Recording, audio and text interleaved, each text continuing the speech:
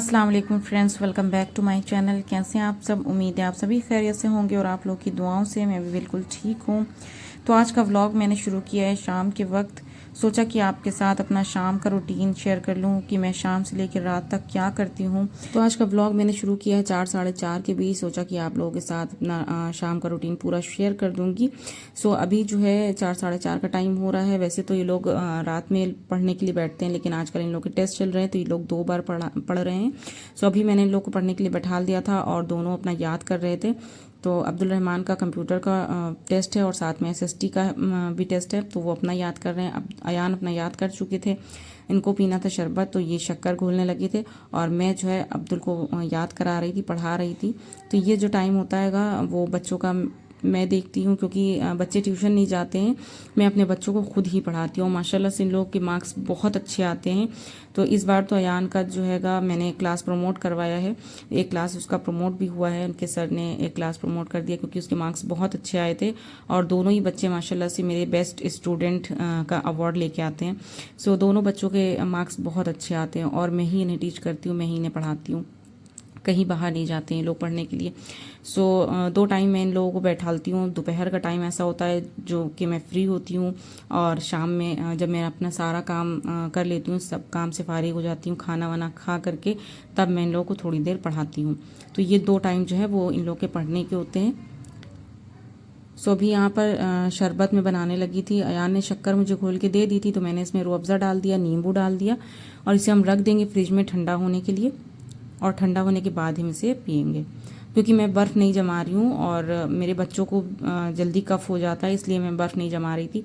वैसे तो शरबत में बर्फ़ डाल दो तो बहुत ज़्यादा अच्छा भी हो जाता है इसका टेस्ट, और कुछ लोग को पसंद होती, कुछ लोग को नहीं होती। मैं नहीं डाल रही हूँ, इसको फ्रिज में ऐसे ही रख दूंगी ताकि ठंडा हो जाए। कुछ बॉटल्स फ्रिज में खाली थी, तो मैंने सोचा कि वो भी भर के लगा देती हूँ। ये सारी छोटे छोटे काम हैं जो करना होते हैं, ये सभी के घरों में ये सारे काम होते हैं, और मेरे घर में तो मैं अकेली हूँ, तो सारे काम मुझे ही करना होते हैं। वैसे अयान और अब्दुल दोनों बहुत हेल्प कर देते हैं कि कभी वो लोग भी भर के पानी की बॉटल्स लगा देते हैं। तो अक्सर तो मैं उन्हीं लोगों से कहती हूँ, वही लोग लगाते हैं, लेकिन आजकल जो है टेस्ट चल रहे हैं, लोगों के पढ़ाई कर रहे थे, तो मैंने कहा नहीं फिर, तो मैंने ही बॉटल्स भर के लगा दी। तो अभी मैंने यहाँ पर फ्रीज़र से कीमा निकाल लिया है शाम के डिनर के लिए। शाम के डिनर में मैं बनाने जा रही हूँ खड़े मसाले का कीमा। तो ये बहुत टेस्टी बनता है और इसे कैसे बनाऊँगी इसकी रेसिपी भी आपके साथ शेयर करूँगी। तो अभी मैंने इसे निकाल दिया है, इसमें पानी डाल दूँगी, अच्छे से डिफ्रोस्ट हो जाएगा, उसके बाद मैं इसकी रेसिपी आपके साथ शेयर करूँगी। तो अभी असर का टाइम हो गया था और असर की नमाज़ पढ़ने हस्बैंड लोग जा रहे थे, लेकिन वैसे तो असर की नमाज़ के बाद मैंने सोचा था कि सबको शरबत दूंगी, लेकिन सबने पहले ही मांग लिया, तो फिर मैंने असर की नमाज़ से पहले ही सबको शरबत दिया और मैंने भी पिया।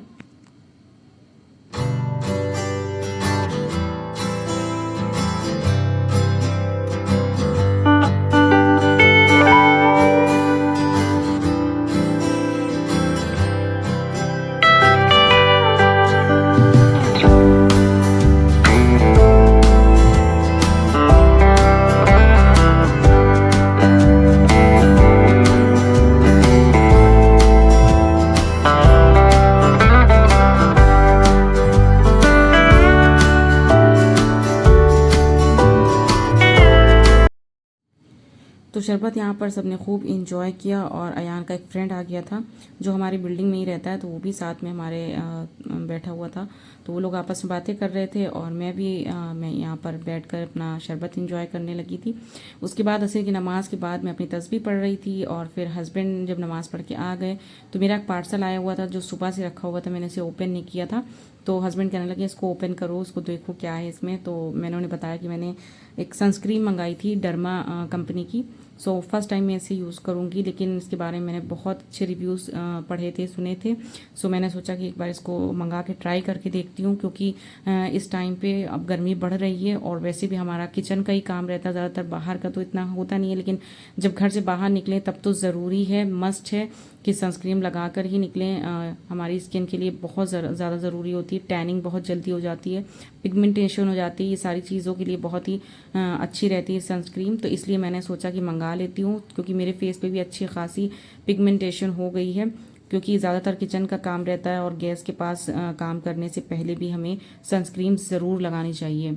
और ये क्रीम हर तरह की स्किन टाइप के लोग लगा सकते हैं, चाहे उनकी नॉर्मल स्किन हो, चाहे ड्राई स्किन हो, चाहे ऑयली स्किन हो। तो मेरी स्किन जो है वो ड्राई रहती है, इसलिए मैंने ये वाली मंगा ली थी ताकि मुझे जो है सूट कर जाए। वैसे मेरी स्किन पे जल्दी कोई क्रीम सूट नहीं करती, इसलिए मैं बहुत कम चीज़ें मंगाती हूँ। इस तरह के प्रोडक्ट्स मैं बहुत कम मंगाती हूँ, लेकिन इस बार मुझे चाहिए था एक सनस्क्रीन अच्छा वाला, सो मैंने ये मंगाया और इसे मैंने लगा कर देखा। इसका टेक्स्चर बहुत अच्छा था, बिल्कुल ऑयली नहीं था। जैसे कभी कभी ऐसा होता है ना, सनस्क्रीन हम लगाते हैं उसके बाद फेस पे बहुत ज़्यादा ऑयल आ जाता है, बहुत ज़्यादा पसीना भी आता है लगाने के बाद, वो चीज़ इसमें बिल्कुल नहीं थी। वाटर प्रूफ था ये, बहुत अच्छा था इसका टेक्स्चर।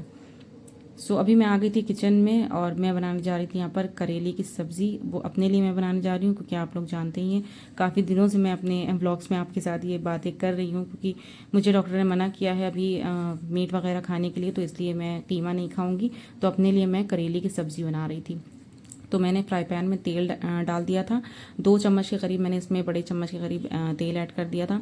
तेल अच्छे से गर्म हो गया था, इसमें राई डाल दी थी, ज़ीरा डाल दिया था और मैंने 2 बड़ी कट्ठी प्याज ले ली थी, ये ऐड कर दी। इसको अच्छे से हमें मिक्स कर लेना है और प्याज को हमें 1-2 मिनट के लिए सौते करना है ताकि ये हल्की सी सॉफ्ट हो जाए, इसका कलर चेंज नहीं करना है। अब इसमें हम डाल देंगे कुछ मसाले। तो मैंने यहाँ पर लाल मिर्चों का पाउडर ऐड कर दिया थोड़ा सा, मैंने अपने टेस्ट के अकॉर्डिंग डाला। अगर आपको इसमें मसाले बढ़ाना है तो आप इसको स्पाइसेस इसमें बढ़ा सकते हैं, क्योंकि मुझे हल्के स्पाइसेस डालना है इसलिए मैंने कम डाले हैं। हल्दी डाल दिया थोड़ी सी, थोड़ा सा धनिया पाउडर डाल दिया है और इसमें डालेगा नमक, बस बहुत ज़्यादा चीज़ें नहीं जाएंगी। हल्दी, मिर्चें, धनिया, नमक, सिर्फ ये जो हमारे जो ये कॉमन मसाले हैं, कॉमन स्पाइसेस, बस वही डाले हैं मैंने। तो अच्छी तरह से ये सारी चीज़ों को मिक्स कर लेंगे और मिक्स करने के बाद हमारे मसाले अच्छे से भुन गए हैं, प्याज भी हमारी सॉफ्ट हो गई है। अब हम इसमें डाल देंगे करेले। तो ये जो करेले हैं मैंने पहले से ही काट लिए थे, ये 2 दिन से मेरी फ्रिज में रखे हुए थे और पकने की नौबत नहीं आ रही थी, तो मैंने सोचा कि आज मैं इसको बना ही लेती हूँ। मैंने इसको पहले छील लिया था, मतलब जो भी इसके ऊपर की स्किन थी मैंने उसको छील ली थी और छीलने के बाद इसमें नमक लगा करके काटने के बाद मैंने रख दिया था इसको 1 घंटे के लिए, और उसके बाद इसको अच्छे से धो लिया था, धो करके मैंने फ्रिज में रख दिया था और ये 2 दिन से फ्रिज में रखे हुए थे। तो करेले डालने के बाद थोड़ा सा इसमें पानी डालेंगे ताकि गल जाए। पानी डालने के बाद इसे हम ढक देंगे, ढक करके इसे पकने देंगे। तो 5 से 7 मिनट तक मैंने इसे पकने दिया था, बीच में चेक भी कर लिया था। तो इसे ढक देते हैं और इसे पकने देते हैं। इसको हम कर देंगे दूसरी साइड पर, और अभी मैं यहाँ पर कीमा बघार लेती हूँ। तो जब तक कि धीमी आंच पे ये दूसरी साइड पे पकेंगे और बीच बीच में ऐसे चेक भी करती रहूँगी। तो कीमे के लिए मैंने कुकर गैस पर रख दिया है, इसमें तेल डाल देंगे। तेल अपने हिसाब से आप डालें, अगर आपको कम डालना है तो आप कम डालें। मैंने यहाँ पर 3 बड़े चम्मच तेल ऐड किया है, मतलब मैं तकरीबन बता देती हूँ, मैं मेजर नहीं करती हूँ, लेकिन हाँ अगर ये होता है ना कि किसी को बिल्कुल हिसाब से डालना होता है तो मैं उस हिसाब से मैं बता देती हूँ। वैसे कभी भी मैं कोई चीज़ नाप के नहीं डालती हूँ, मैं हमेशा से ही स्पाइसेस जो बस ऐसे ही डाल देती हूँ। अक्सर वैसे ज़्यादातर मुझे लगता है ज़्यादातर कॉमन लेडीज़ जो होती हैं वो ऐसे ही अपनी मर्ज़ी से ही मसाले डालती हैं। बहुत कम ऐसा होता है जो नाप नाप के मसाले डाले जाते हों, तो मैं भी कभी नाप के नहीं डालती हूँ। तो इधर मैंने करेले अपने चेक कर लिए थे, तो करेलों का जो पानी था वो ड्राई हो गया था और अभी हल्की से मुझे कसर भी लग रही थी, तो मैंने थोड़ा सा पानी डाल के इसे फिर से ढक दिया है। और इधर तेल हमारा गर्म हो गया था, इसमें मैंने प्याज डाल दी है। प्याज अच्छे से हमारी गोल्डन हो गई है, मतलब बहुत ज़्यादा डार्क नहीं करना है हमें। इसमें हम डाल दें कुछ खड़े मसाले, जो कि मैंने यहाँ पर डाले हैं। लौंग, इलायची डाल दी थी, दालचीनी डाल दी थी, हरी मिर्चें काट के डाल दी थी, और अदरक और लहसुन ये भी चॉप कर दिया था बारीक बारीक। ये सारी चीज़ें हमने अच्छे से डाल दी हैं और उसके बाद मैंने इसमें कीमा डाल दिया था। जो कीमा डालने वाली जो क्लिप थी वो पता नहीं कैसे मिस हो गई। इधर वाल काफ़ी दिनों से ऐसा हो रहा है, मेरे मोबाइल में एकदम से बंद हो जाती है वीडियो रिकॉर्ड होते होते, और मुझे पता ही नहीं चलता है। तो जब मैंने कीमा डाला तो मुझे लग रहा था रिकॉर्ड हो रही है, लेकिन जब मैंने बाद में देखा तो वीडियो रिकॉर्ड ही नहीं हुई थी, वो बीच में ही कैमरा बंद हो गया था। सो जब मैंने कैमरा ऑन किया तो फिर कीमा में मैं डाल चुकी थी। कीमा डालने के बाद मैंने अच्छी तरह से इसे भून लिया था 3 से 4 मिनट। इसका कलर अच्छी तरह से चेंज हो गया था, जो पानी था वो भी ड्राई हो गया था। उसके बाद मैंने इसमें प्याज डाल दी। प्याज मैंने यहाँ पर 6 गट्ठी के करीब डाली है, जो बड़े साइज़ की थी। और यहाँ पर जो कीमा मैंने लिया था वो 500 ग्राम, यानी कि आधा किलो कीमा था। तो 6 बड़ी प्याज की जो गट्ठी होती है वो मैंने ऐड करी थी। नमक डाल दिया, मिर्चें डाल दी, बाकी कोई स्पाइसेस नहीं डाले हैं।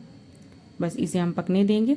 हाई फ्लेम पे मैंने 2 सीटियाँ ली, उसके बाद में मैंने इसकी फ्लेम धीमी कर दी है और 10 मिनट तक इसे पका लेंगे। तो इधर जो है हम अपना करेला देखने लगे थे। तो करेले की सब्ज़ी में करेले की सब्ज़ी हमारी गल गई थी, तो लास्ट में मैं इसमें थोड़ा सा अमचूर पाउडर डाल रही थी और मैंने थोड़ा सा इसमें करेले का मसाला ऐड किया था। करेले का मसाला ये घर का बना हुआ था। अगर आपको इसकी रेसिपी चाहिए है तो मुझे बता दीजिएगा, मैं आपको बता दूँगी उसकी रेसिपी भी इंशाल्लाह। और वैसे ये रेडीमेड भी मिलता है, अगर आपके पास रेडीमेड है तो आप वो भी डाल सकते हैं। इसे अचार का मसाला भी कहते हैं। मैं आपको बता दूं कि अचार का मसाला और करेले मसाला एक ही चीज़ है। सो वो मैंने ऐड कर दी थी और थोड़ी सी मैंने इसमें शक्कर भी ऐड करी थी और सारी चीज़ें मिक्स कर दी थी। फिर गैस की फ्लेम बंद कर दी थी। हमारी करेले की सब्ज़ी भी बनकर तैयार हो गई। सो ये सब करते करते जो भी बर्तन थे सिंक में, मैंने सोचा वो भी मैं धो लेती हूँ। वैसे तो बर्तन मैं दोपहर में ही धो चुकी थी। दोपहर के जो बर्तन थे, प्लेटें वगैरह थी खाने की, वो सारी मैंने दिन में ही धो ली थी। तो अभी इस वक्त बर्तन बहुत कम थे। जो भी काम मैं करती जा रही थी, जो बर्तन निकलते जा रहे थे, वो मैं लगे हाथ धोती जा रही थी।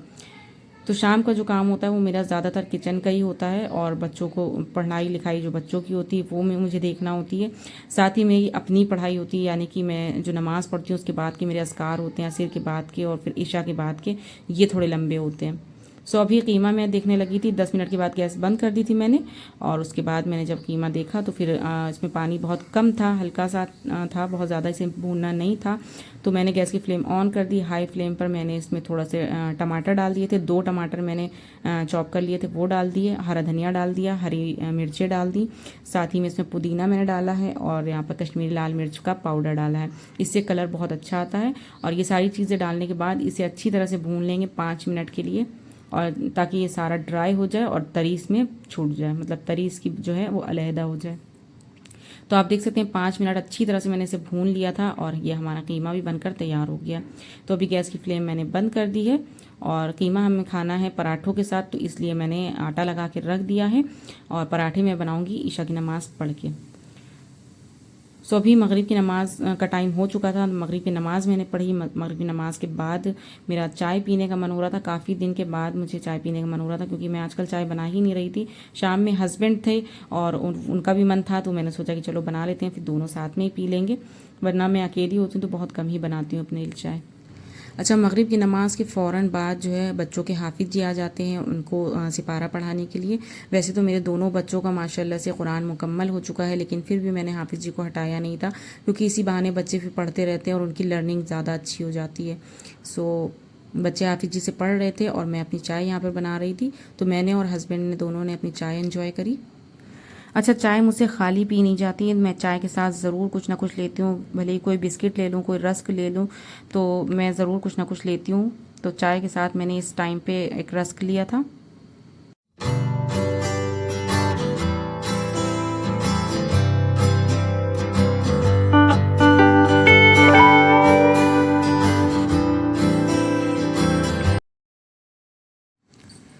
तो अपनी चाय एंजॉय करने के बाद मैं थोड़ी देर हस्बैंड के साथ से बातें करती रही और वो टीवी देख रहे थे। थोड़ी देर हमने बैठ के साथ में टीवी देखा। फिर बच्चे पढ़ के आ गए थे, बच्चों के साथ थोड़ी देर टाइम स्पेंड किया। उसके बाद ईशा की वक्त हो गया था, ईशा की नमाज़ का टाइम हो गया था। तो फिर बच्चे और हस्बैंड नमाज़ पढ़ने चले गए, तो मैंने भी अपनी नमाज़ पूरी करी। उसके बाद ईशा की नमाज़ के बाद मुझे सूरे मुल्क पढ़ना होता है, मैंने वो पढ़ा और सूरे बकरा की आखिरी की और शुरू की आयतें होती हैं वो पढ़ी। सूरे आले इमरान की शुरू की और आखिरी की आयतें होती हैं वो पढ़ी। तो ये मुझे लाजमी पढ़ना होती हैं। उसके अलावा मेरे पास जिस हिसाब से टाइम होता है, अगर बच्चों को भूख नहीं लगी होती, वो लोग खाना नहीं मांग रहे होते हैं, तो फिर मैं थोड़ी देर और कुछ ना कुछ पढ़ लेती हूँ। वैसे तो जब हस्बैंड नहीं होते हैं, उनके आने से पहले का जो रूटीन था वो मेरा थोड़ा सा अलग था और आजकल थोड़ा सा रूटीन अलग हो गया है, क्योंकि हस्बैंड होते हैं तो उनको भी टाइम देना होता है, तो उस हिसाब से मैं पढ़ती हूँ। और हस्बैंड नहीं थे तो उस टाइम पे मेरे पास टाइम ही टाइम होता था, तो इसलिए मैं थोड़ा ज़्यादा पढ़ लेती थी, ज़्यादा चीज़ें उसमें ऐड हो जाती थी मेरे अस्कार में, तो ज़्यादा चीज़ें मैं पढ़ लेती थी। पंसूरे में कई सारी सूरतें हो जाती थी और कुरान शरीफ में ईशा के बाद ज़रूर पढ़ती थी। सो आजकल मुझे टाइम के हिसाब से ही मैं करती हूँ। अगर सुबह में जैसे बच्चे जब स्कूल चले जाते हैं उसके बाद मैं कुरान पढ़ने बैठ जाती हूँ, मैं आजकल उस टाइम पे कुरान अपना पढ़ती हूँ। और उसके बाद कभी अगर टाइम नहीं होता है तो फिर मैं ईशा में पढ़ लेती हूँ। तो ज़ोहर में तो बिल्कुल भी टाइम नहीं मिलता है ज़ोहर की नमाज़ के बाद, क्योंकि फ़ौरन ही बच्चे स्कूल से आते हैं, उसके बाद ज़ोहर का टाइम हो जाता है, फिर बच्चे नमाज़ पढ़ने जाते हैं और फिर उन लोगों को उसके बाद इतनी तेज़ भूख लगी होती है कि मैं नमाज़ पढ़ के फ़ौरन खाना लगाती हूँ। फिर हमारा लंच जो है वो 2 से 2:30 बजे के बीच में होता है। तो ईशा की नमाज़ पढ़ के सारी अपना जो भी पढ़ना होता है मुझे वो सारी चीज़ें पढ़ के मैं किचन में आ गई थी 9:30 बजे के करीब। सो अब मैं खाने की तैयारी करने लगी थी, अपने डिनर की तैयारी। सो मुझे पराठे बनाने थे, तो वो मैं लास्ट में ही बनाती हूँ, जब पराठे तभी बनते हैं जब खाना होते हैं। सो इसलिए मैंने पराठे छोड़ दिए थे, बाकी चीज़ें तो सब रेडी हो गई थी हमारी। तो अभी मैं पराठे बनाने लगी थी, हस्बैंड और बच्चों के लिए पराठे बना रही हूँ, अपने लिए मैं रोटी बनाऊँगी क्योंकि मुझे पराठे खाने नहीं हैं, मुझे बिल्कुल लाइट लाइट खाना खाना है और चावल भी मुझे मना है। तो इसलिए मैंने बच्चों ने भी नहीं कहा था खाने के लिए और हस्बैंड भी ने भी मना कर दिया था चावल खाने के लिए, तो इसलिए राइस नहीं बनाए थे मैंने। तो ये था मेरा दोपहर से लेके मतलब शाम से लेके रात तक का रूटीन। रोज़ाना मेरे साथ यही सारी चीज़ें होती हैं। बच्चे पढ़ते हैं, मगरिब के बाद हाफिज़ जी आ जाते हैं, फिर मैं डिनर की तैयारी करने लगती हूँ। सारी चीज़ें करने के बाद 9:30-10 बजे के बीच हमारा डिनर होता है। डिनर के बाद थोड़ी देर बच्चे टीवी वगैरह देखते हैं 1 आध घंटा और 11:30 बजे हम लोग अपने बेड पर चले जाते हैं। तो मुझे यकीन है कि आपको आज का ब्लॉग पसंद आया होगा। अगर आपको आज का ब्लॉग पसंद आया है तो प्लीज़ मेरे चैनल को सब्सक्राइब ज़रूर कर दीजिएगा। तो वीडियो को यहीं पे एंड करती हूँ, मिलती हूँ नेक्स्ट वीडियो में। जब तक के लिए अल्लाह हाफिज़।